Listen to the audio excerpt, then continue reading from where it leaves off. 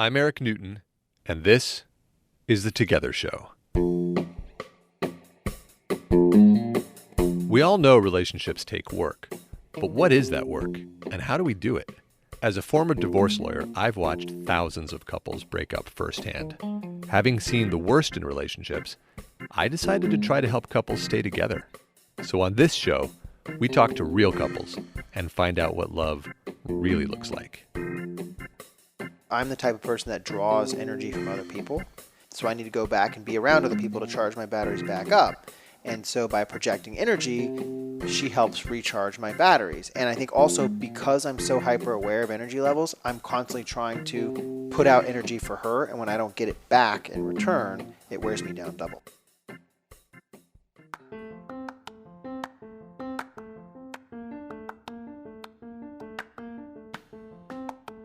Welcome to the show, everybody. Thanks for joining. This week's episodes are about a concept that the psychological community has been trying to teach us all for decades. Our challenges in adulthood are often rooted in our traumas from childhood. And I'm not a therapist, I'm an ex-lawyer. So moving that concept to a lesson that I learned as a divorce lawyer, when we think something is our partner's problem, it's probably our own problem in disguise. And this is the great gift of romantic partnership. It's the opportunity to see our identity reflected back at us and to mature as a result. The process isn't easy, but it's arguably the whole point. Which brings me to our couple for this week. Trevor and Megan Blair are a delight by any measure. They're smart, successful, attractive, they're even athletic. They're well known around San Diego not just because they're fun, but because of their deep community involvement. And they're desperately in love with one another, as you'll see on this show. And because they're desperately in love, they sometimes drive each other absolutely up the wall. Now, this was a long interview, one of my first, in fact. And so we're focusing in on one of the issues that keeps manifesting for these two around intimacy and connection. Trevor and Megan are a fascinating and engaging couple, and they absolutely tackle this issue head on and with real courage. So hats off to you guys. Thanks for being on the show, and thanks for being so transparent. And as always, we're releasing 2 stories on the magazine side of Together.guide this week that are related to the interview. You can find those on our Facebook page or on our website, which is www.together.guide. So with that, let's go to part 1 of our interview with Trevor and Megan Blair. I don't think marriage is just an abstraction. Oh, sorry. Tthanks for calling me out. What is an abstraction? But it's a theoretical concept. But There's no biology. But it makes a difference, right? Because I remember, I don't know if this was when we got engaged or when we got married, but it's sort of you're locked in. No one's gonna have a fight and pick up and leave, right? And so I always talked about how it's so much easier and more comfortable to have disagreements. And I wouldn't use the word fight because we don't really have big blow-ups, but disagreements. And so it's so much easier to have disagreements because you're not couching your words. You're not really worried that the other person's going to be so upset they're going to walk out the door and leave. Mm-hmm. And so it kind of frees you to maybe say what you're really thinking and to always say it. Maybe not always, but I think that's a big difference. And so therefore, being married does actually change the way it changes your behavior.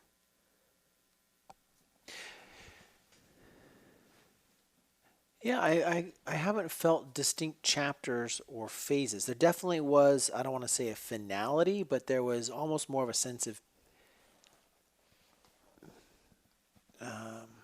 just that things were even more solidified after we were married. That, you can, the way you talk, right? It's always we.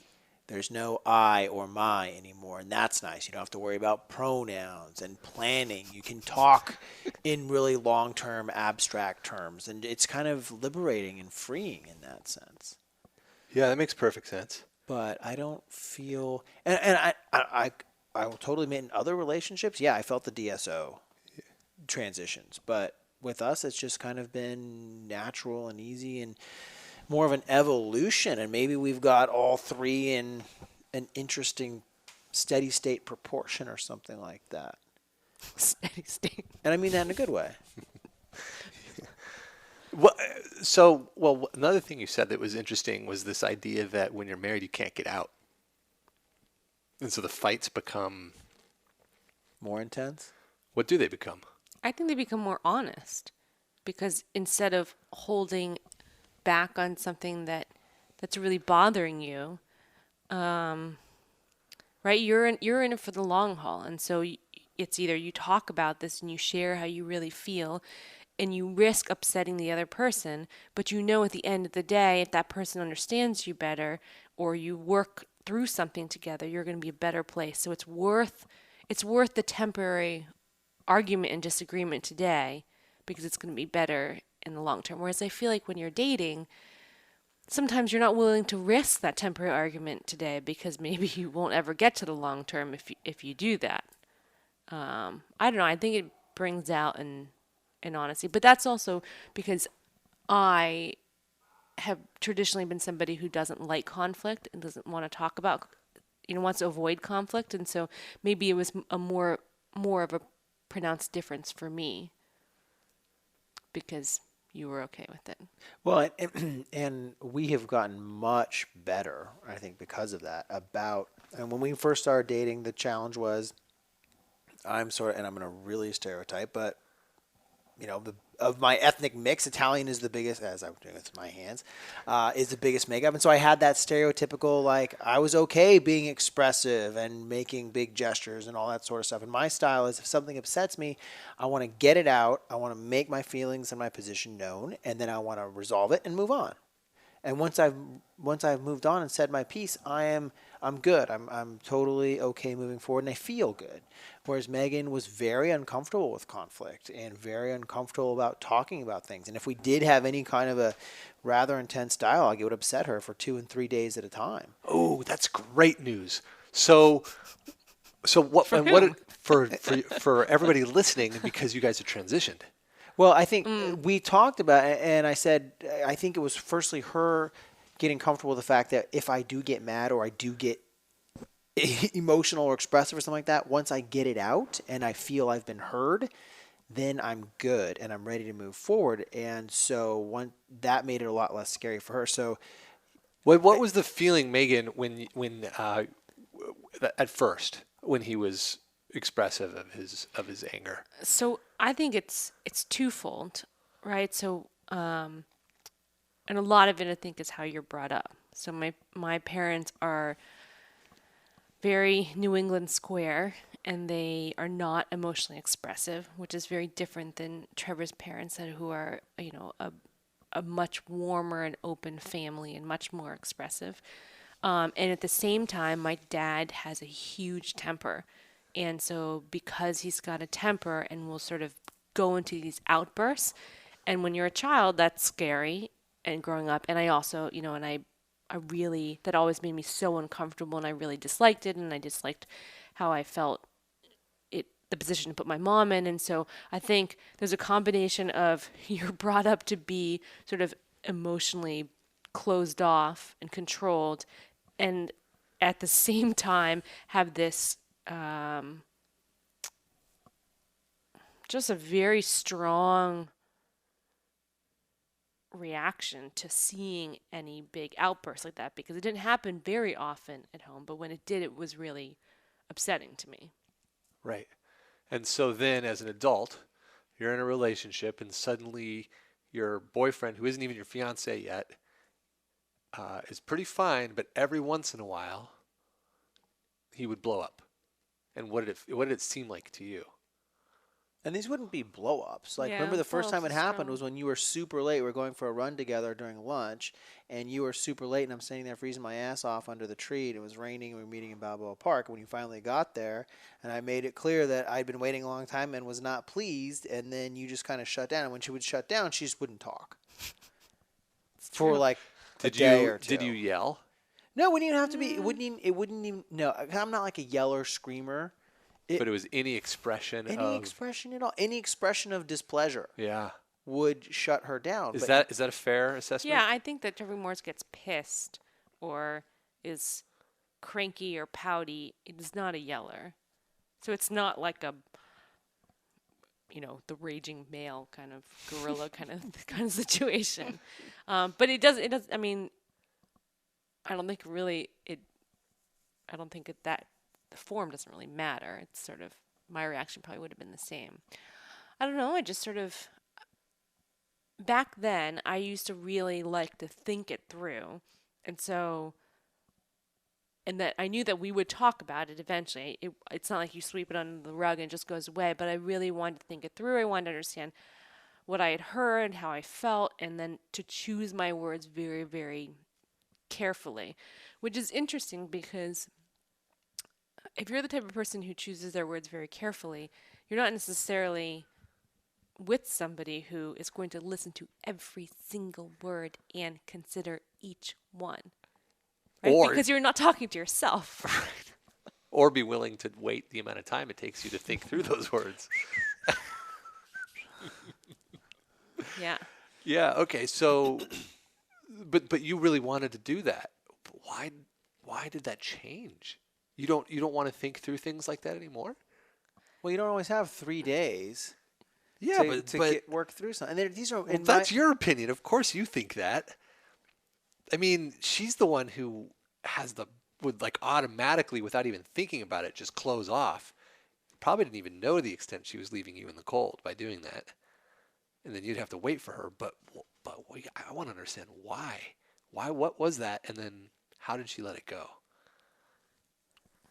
Well, I would say two things, right? So, one, it was obviously a problem for our relationship if I just didn't talk for 2 days.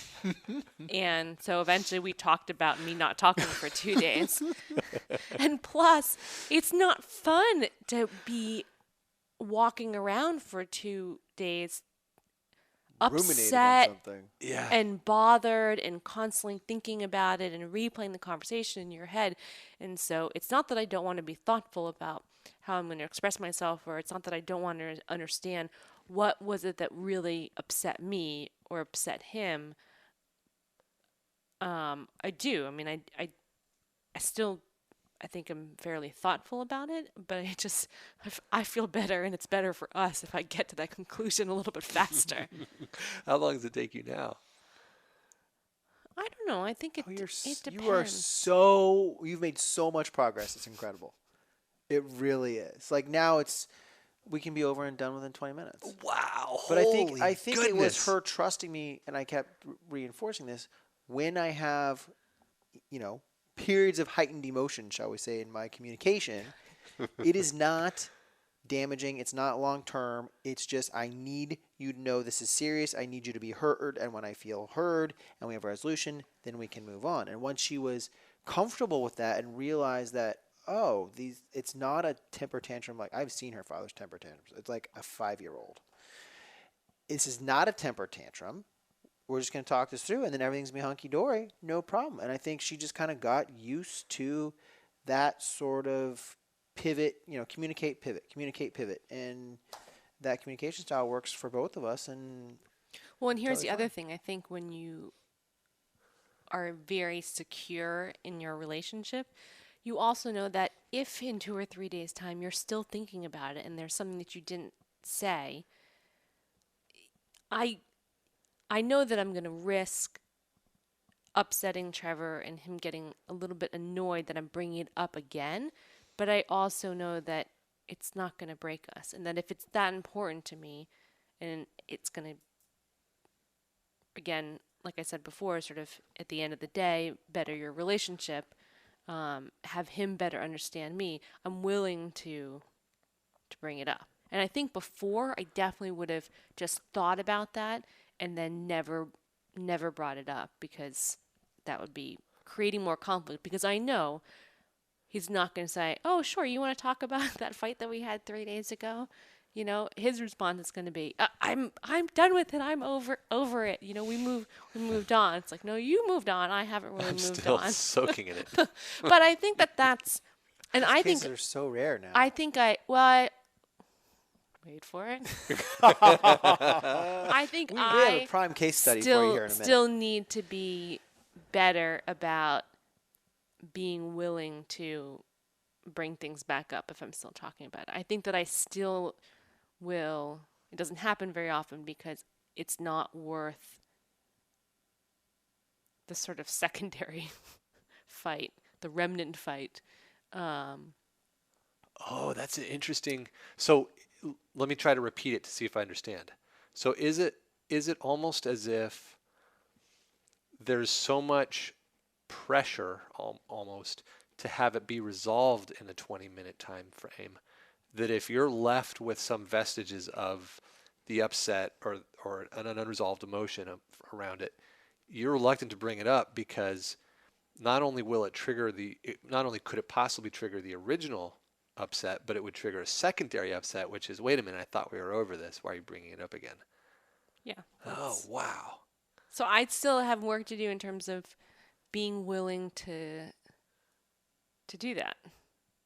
Yeah, because you just got to brace yourself, knowing that you've got to get over it. Right. Is that what you're saying? Or have to ask Trevor to say, hey, in the times, here's what's coming. In the times in which I bring something up again, after we sort of resolved it initially, I need you to not react. I need you to just accept that I'm bringing something up because it's so important to me and it's still bothering me. And that is something that I need you to hear. I need you to understand. It's going to be better for us. And I think I would be completely comfortable. And I think Trevor's pretty good about that kind of thing. Saying, okay, I won't react. But it's couching it in those terms, because if you don't preface it, then the other person thinks, oh my God, did you not hear a thing I said when we just, and that's what my biggest beef is. I hate repeating myself and I hate feeling like I'm not heard. And so if there was a lingering issue, bringing it up 3 days later and saying,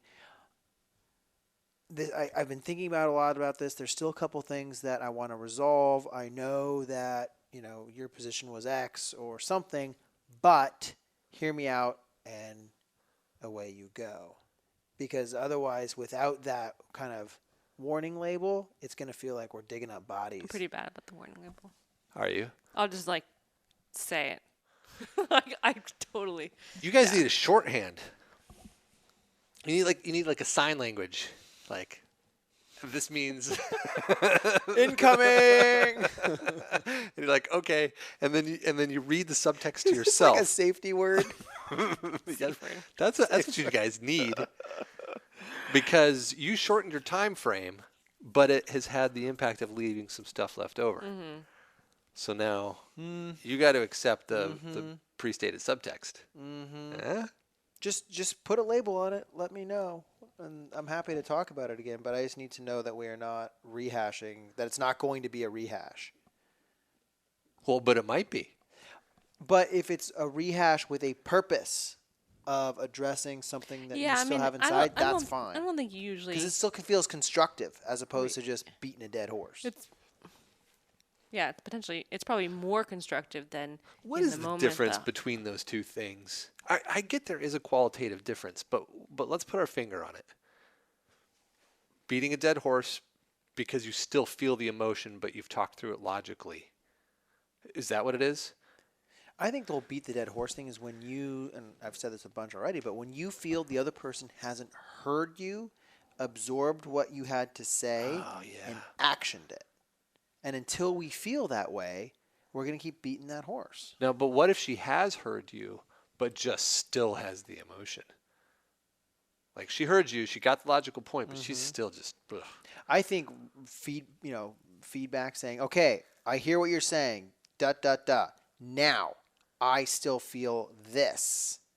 So that you can kind of try and make, with guys, we always want to make progress, right? Yeah. It's much more linear reasoning as opposed to sort of circular. Eventually we're going to get to the answer. We need to kind of see progress through the conversation. And so by doing that repeat back, it's almost like watertight doors on a ship, right? Close that one. Okay, move to the next compartment. Okay, close that one. So now I feel we're still moving forward. She feels like we are still addressing what is lingering and she has to say. But I think the frustration comes from when guys in particular feel that we're just talking this around. Yeah, back to the first door. Does that resonate with you, Megan? Yeah, I think so. Yeah. Okay, so what was the argument yesterday?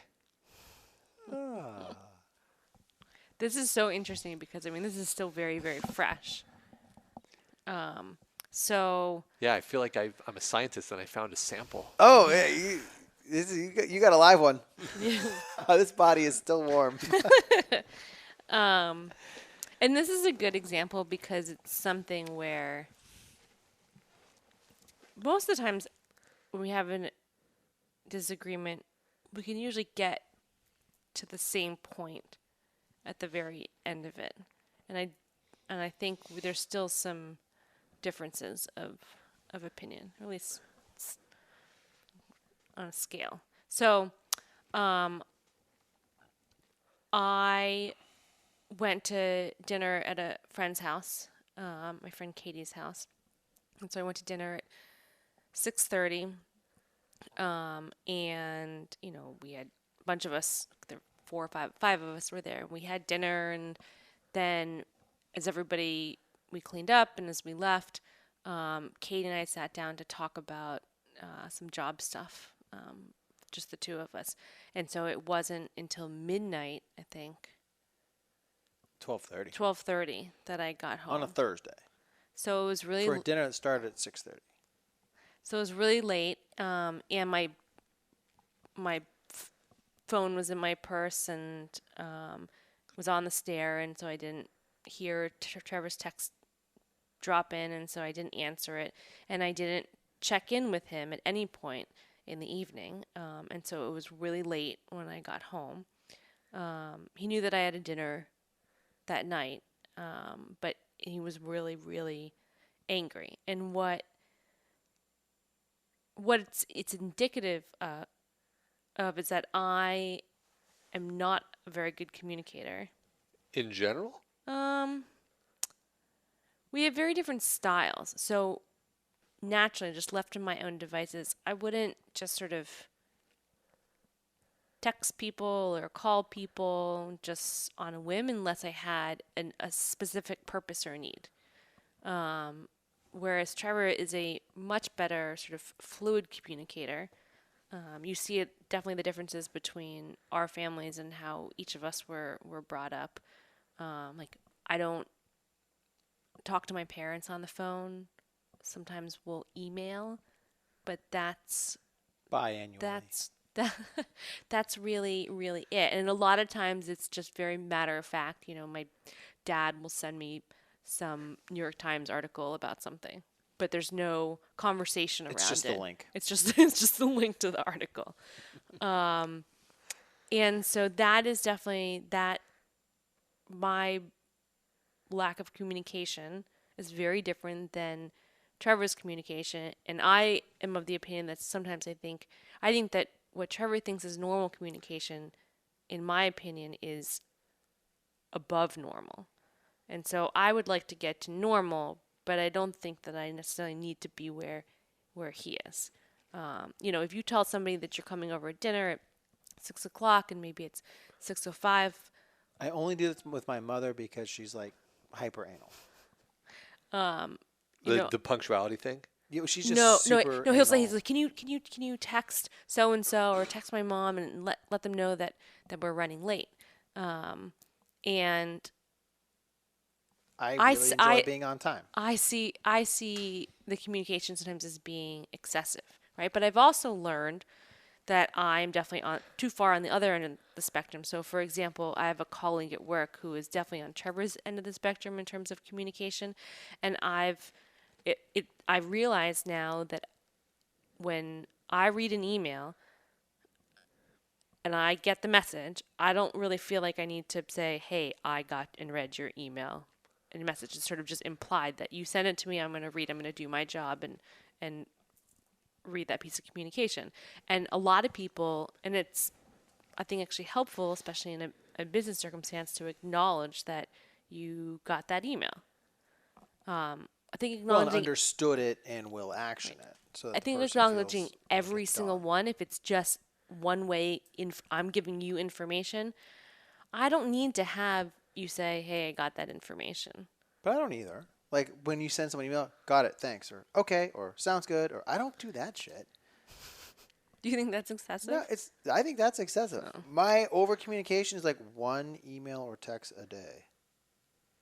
Because otherwise, we would not talk. We'd leave the house, and especially like if I swim masters and I leave the house at 5:30, and if you have an event and I have an event, in your world, we would go 14 or 15 hours with zero communication. That's weird. And I think that we're both busy people, and it's not that weird for me. So this is breathe.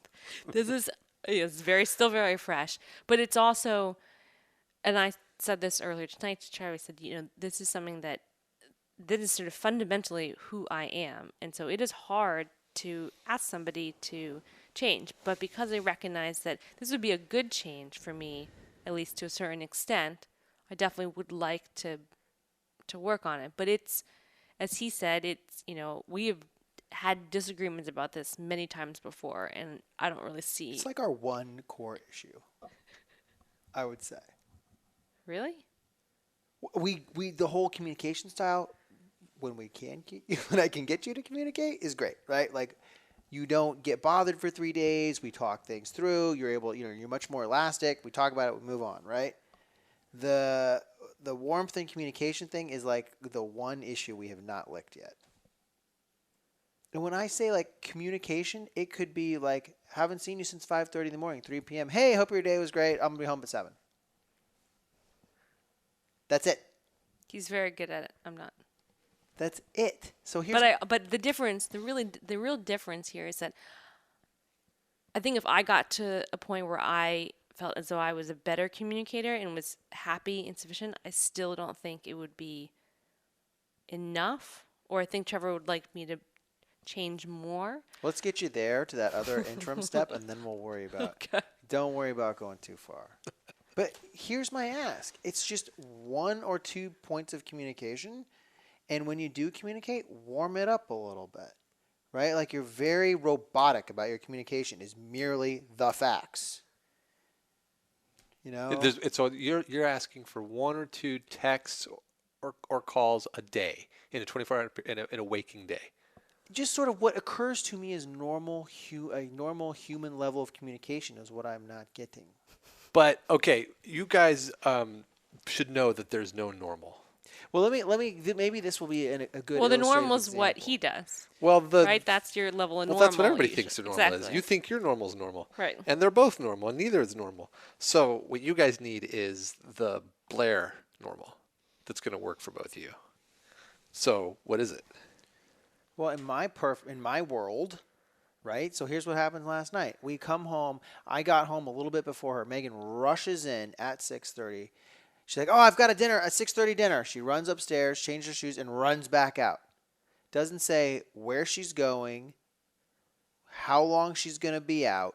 That's it. All I know is she's going to her 6:30 dinner. Gone. On a Thursday, work night, right? And I had not seen her all day. So at 10:30, I sent her a text, and I'm like, "Where are you? I'm going to bed." Nothing. At midnight, because I'm worried, I wake up. I haven't slept at all. At midnight, I come back downstairs and check my phone. Nothing. So now I'm kind of freaking out, and I'm kind of pissed, and I'm kind of offended, right? Because we've had this conversation many times before. Let me know where you are. Common courtesy, right? I grew up that when I went outside to play, I told my mom where I was going and approximately when I'd be back. Common courtesy, right? Like, you just don't leave the house. So by 12, I'm nervous and I'm pissed. And I'm laying there in the dark, and then I roll over, and she has somehow snuck back into bed. That's fantastic. You didn't even notice she was there. I mean, major points for the ninja move there, but that's just like, it's irresponsible. It's rude and it's irresponsible. In my world, if I'm going to a dinner, first I'm going to say, "Honey, I got a 6:30 dinner. I'm going to meet Michael McKenna and a couple other guys, and not sure when I'll be home." But then if it's like 8:30 or 9, especially on a school night, I will send her a text, hey, we're still here, probably be another hour, or I'll be home in 20. Like, she just doesn't even think to check her phone. Like, she left her phone for 6.5 hours. So that's the content. My beef. That's the One content. text at like 8:30 saying, hey, it's going to be a late night. Don't wait up for me. Totally fine. And I wish you wouldn't say check in, because that sounds militaristic. Like, oh, I got to do this to shut Trevor up. Touching base. Or like a lot of times, like, you just won't tell me what your schedule is. Even like on a Sunday night, like, oh, I don't know what I've got next week. And so it'll be like 5 or 6 o'clock at night, and I'm leaving the office. I'm like, is my wife going to be home? Is she at an event? Will I see her tonight? I don't know. And I always feel like I'm the one to say, hey, I'll be home at 7. What are you doing? Like, it's always me having to initiate that, because it just doesn't occur to you. And part of me last night, I was so pissed. I thought, you know what? Next weekend, I'm just going to disappear for like 48 hours. We'll try that on and see how you like it. Gone girl. Whatever. But I was like, will that finally make it sink in? But also, it's the when you communicate, I always say, hi, love, I'll be home at 8. Right? Or if I'm sending you, even like if we're going back and forth on email about like flight reservations, I'll say something like, hey there, saw this flight. How does that look? Instead of, you'll just send me a link to the flight. Like, you'll give me the Lee Lim version, right? Basically turning into Or my I'll dad. say like, hi, love, I'll be home at 9. You'll just say, home at 9. Very, meh, meh, meh. And so what frustrates me, and I'll throw another one onto the fire. The other thing that frustrates me is we don't have nicknames that we use. Megan does not like using nicknames. She calls me Trevor. No one I've ever been with has ever formally used my full name. This is what Right? I don't understand. Something. Trev, T, Trey, something. Right? Trevor. And so it sounds very weird that even in the most intimate moments, my wife is using the exact same terminology that clients and staff use for me. It's like, no, we should have something. There's another level of intimacy there. And like, she hates all the nicknames I use for her. So I'm still with Megan. Okay, what other evidence do you have that she's cold? Level of communication and just like some kind of little intro and the nickname thing. That's it. Oh, and then I hate your phone greeting. You've reached Megan Blair. I look forward to speaking with you. This message was delivered by an android. What I see as professional, Trevor sees as being the ice queen. Oh my God. It's like Tundramatic. But also just like when you walk into a room, like we've talked about this, you say, hello. It's, hey, like, bring energy. Don't suck energy. Right? I'm very sensitive because here's the thing. And I think that's a new thing. Well, Are you pulling in for other stuff now? No, the energy thing. Well, I think it's all it's all like the same package here. But I think I'm just kind of explaining in my line of thinking, being a recruiter.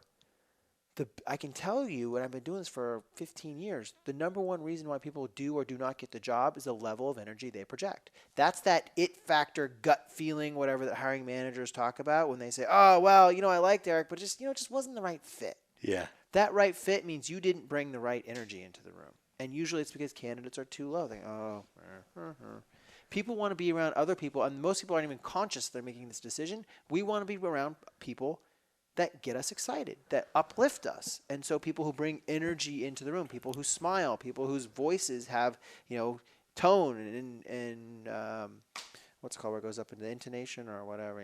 Yeah, that's the word. But yeah, I mean, that's the biggest thing I have to coach candidates on all the time. It's like, on paper, you're great, but we got to boost that energy level, especially the higher up the food chain you get. I mean, that's the number one reason why CEOs don't get the job is because they don't have what I call gravitas, right? Executive presence. Yeah. And the executive has to be the chief cheerleader of the organization. But your wife's not your candidate. No, I know, but I think also that's what I realize. It's the people that I want to be around, especially if I have to do 20 interviews in a day. I really want to be around the candidates that are uplifting and are bringing energy, not the candidates that are flat or even. So that's why I'm sensitive to the whole energy thing. And also, I think she and I both work crazy, stupid hours, and both of our jobs are heavy on like business development, relationships, and or like grant writing and really painful stuff. And so after a long day and I come home, I want to be lifted up. Yeah. And I want to feel, I need to get a little energy back. And if I come home and I feel like I'm still putting out all the energy, it's just like, ugh. Okay, here's my question. If you took all of those complaints as a concept, and maybe tundramatic, I think was the phrase you used for, like, could all of those be Because encapsulated? it can thaw. The tundra can thaw. The greenhouse gas problem is horrendous. That's true, too. So, so if you could take that. all of the I tundramatic, make the gases. that means you guys are intimate.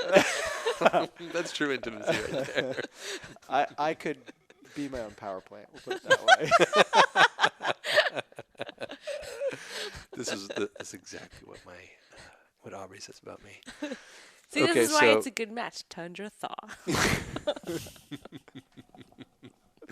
Okay, so my question for you about all of those complaints, which we can encapsulate as tundramatic, right? Oh, sure. Okay. What's the threat that underlies those that gives them all the charge? Distance. And I don't want to feel distance with my wife. And by having the same titles, the same conduct that I have to with the outside world, distances her. Yeah. But also it's because I'm the type of person that draws energy from other people. If I have to be alone by myself for too long, my battery levels, so I need to go back and be around other people to charge my batteries back up. And so by projecting energy, she helps recharge my batteries. And I think also because I'm so hyper aware of energy levels, I'm constantly trying to put out energy for her. And when I don't get it back in return, it wears me down double. Is the energy thing? I mean, this started off with essentially you were saying you need more connection. That was what the first 2 or 3 issues were. You're basically you're the partner in the relationship who's saying you need more connection, which is common. It's what everybody has in one permutation or another. There's always one partner who wants more connection. You're that partner. Now there's the energy thing. Are those separate? I see them as super tightly linked. Okay. Because when I don't feel connection, I don't feel energy. And the energy is what makes me feel connected to someone, because I'm drawn to this person. They're just cool. Like I just want to be in their space. And if you got the two communications with the warm tone in a waking period in a day, and the here's what I'm up to in the week and occasionally during the week communications, and when you check in at the house and you pass each other, it's not just rushing past business associates, but it's stopping and talking for a second. Just a little slap on the ass. I mean, something. Would those It's a joke. things? She's been laughing this whole time. Actually, would those feel like warmth? That would make a dramatic impact on my happiness level. And they're so minor. At least I think minor little tweaks. I'm not asking for fundamental personality changes or fundamental lifestyle changes. Okay, I think I understand this from your perspective. Was there anything else you wanted to say about that? I'm good. I've been talking for like the last half hour. I apologize for monopolizing. But and it's still not resolved though. Okay, right? No. And then what about you, Megan? What didn't you get to say in all of that? So I think because I usually communicate when there's something that I need to be accomplished. Yeah. And I think that's kind of really the root of it, right? So yes, I could communicate with Trevor. Sorry for using your full name. There's nothing else. You don't have any other names to use. You haven't thought of anything. If the purpose could be to make him feel more connected and closer and feel better. But because I don't need that and there's no purpose really for me, that's why I don't naturally think to do it. And so In your mind, what's your intimacy level? The two of you. Like 1 to 10? Yeah. Yes, to you first. Yeah, it's her I'm asking. I may not even have to answer this question.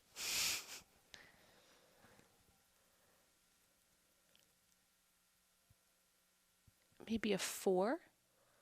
And is that where you want it? It's where it's comfortable. For you?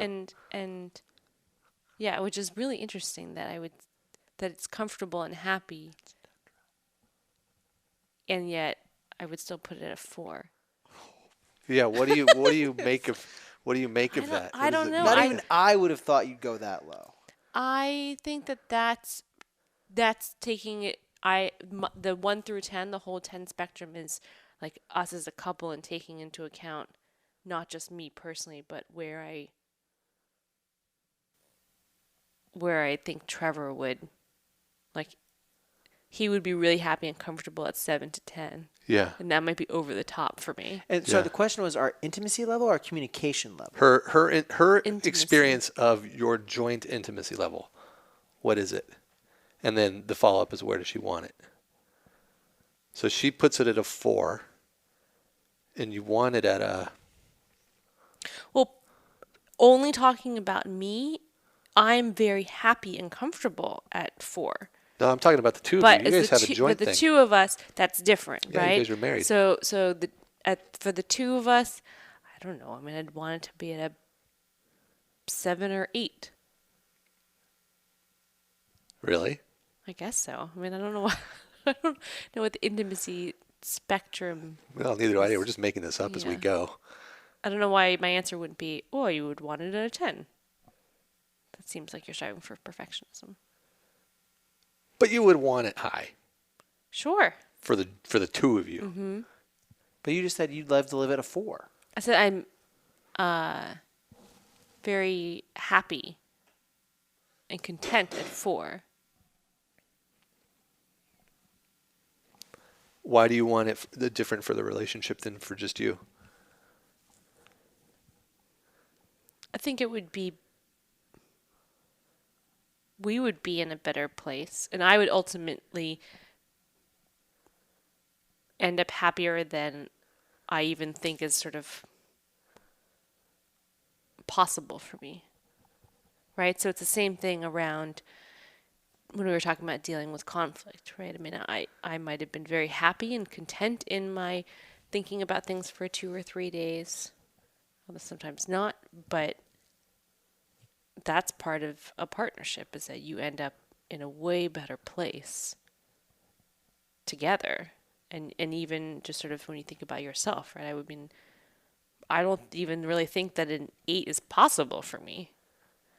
But together that we could get to being at 8, and then all of a sudden you turn around and you're like, wow. And what's in the way? I don't know, time together. We don't get to spend a lot of time together. Because of career. Yeah, and other stuff, volunteer stuff, exercise. I don't know. Just, right? I mean, what if every day was like being on vacation together? You'd get to spend so much more time together. Yeah, yeah. Is that the only thing in the way? I don't know. I think that there's a part of me that is with the sort of closed off communication and lack of emotional communication, that is definitely a hindrance. You mean your own? Mm-hmm. If I could be more comfortable and more naturally emotionally expressive, I think that we would end up in a better place.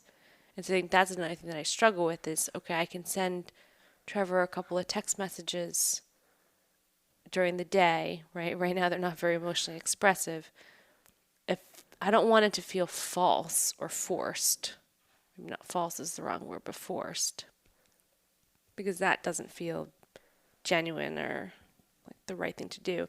And at the same time, I think that sometimes you have to work on stuff, and recognizing that I could work on being more emotionally expressive would get us to a better place, then that's highly worthwhile.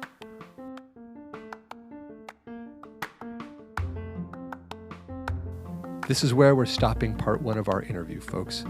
And it's because the very next sentence, Trevor gets triggered, and the process of working through the upset takes about another hour.